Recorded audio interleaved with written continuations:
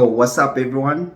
It's your boy TK. Welcome back to Pitch, Pit, and Punch, the home of football passion, fight nights, and high octane racing talks. Today, we talk about the massive game over the weekend, just a recap on the Liverpool and Arsenal game. We will talk about the goal, the key moments, and my unpopular take in terms of the view of the game from an Arsenal's perspective. Let's get into it. Let's go! So looking into this weekend's game, Liverpool versus Arsenal at Anfield. Building towards the game, both teams came in unbeaten, but at the end, Anfield remained an unbroken fortress thanks to one magic moment by Dominic Szoboszlai. A tight first half, ended goalless. Then in the 83rd minute, a cracker of a free kick 30 yards out went past David Raya, securing a 1-0 victory for Liverpool. The Reds head into the international break with the perfect record: 3 games, 3 wins, 9 points. And this was Arsenal's first defeat of the season.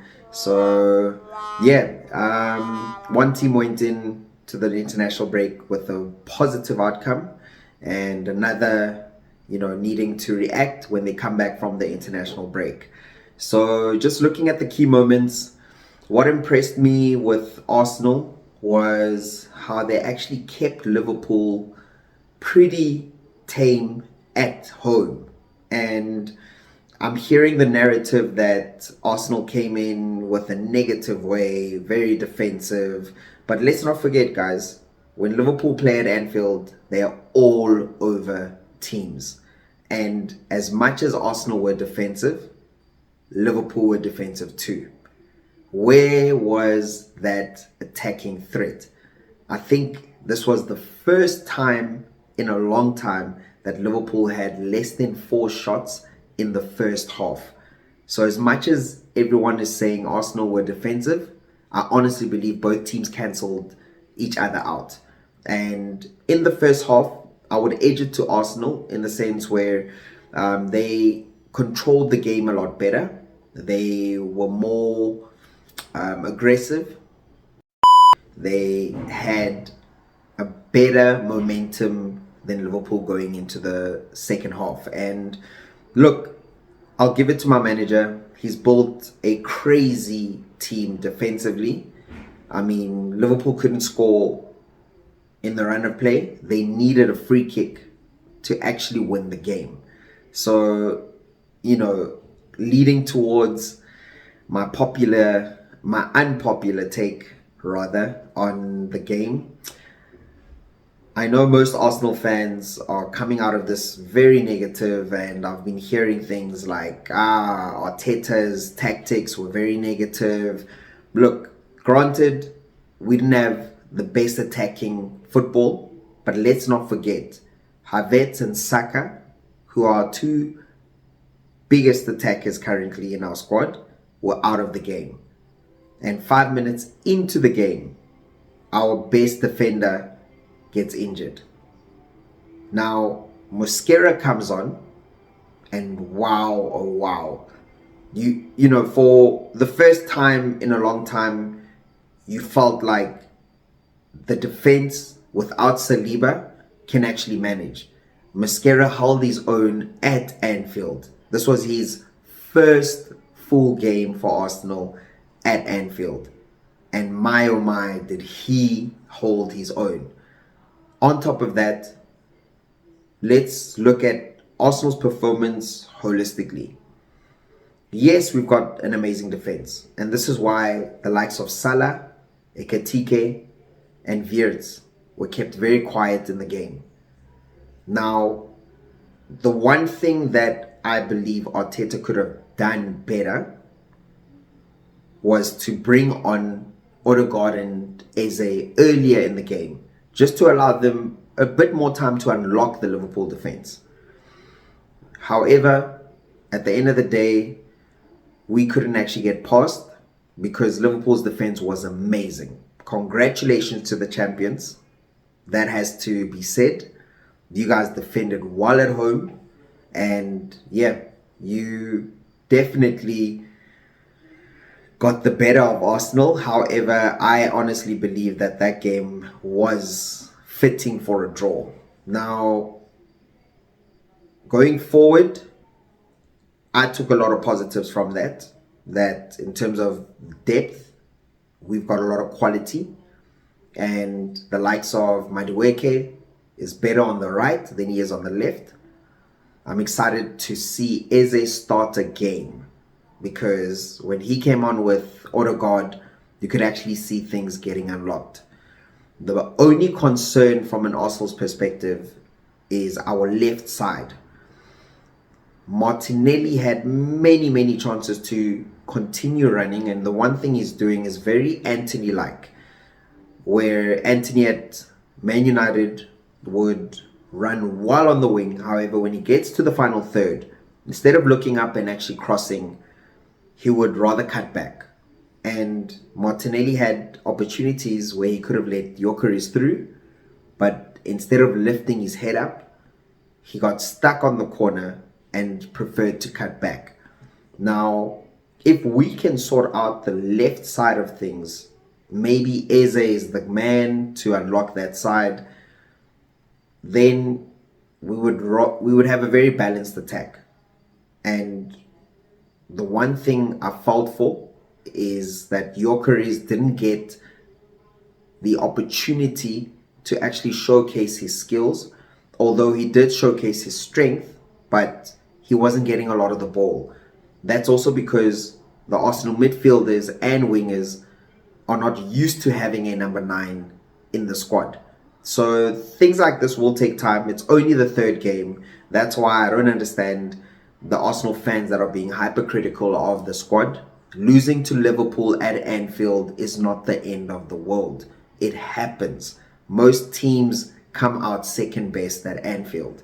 And to come out with a 1-0 loss, yes, it's a loss. However, we still have a game at Emirates, and we still have a lot of important games that we can capitalize on, because granted, it is a marathon and Liverpool are definitely going to drop points. So it's just about Arsenal making sure that they capitalize when those points get dropped. Just generally, the game itself wasn't as exciting as the other 2 or 3 that have happened at Anfield.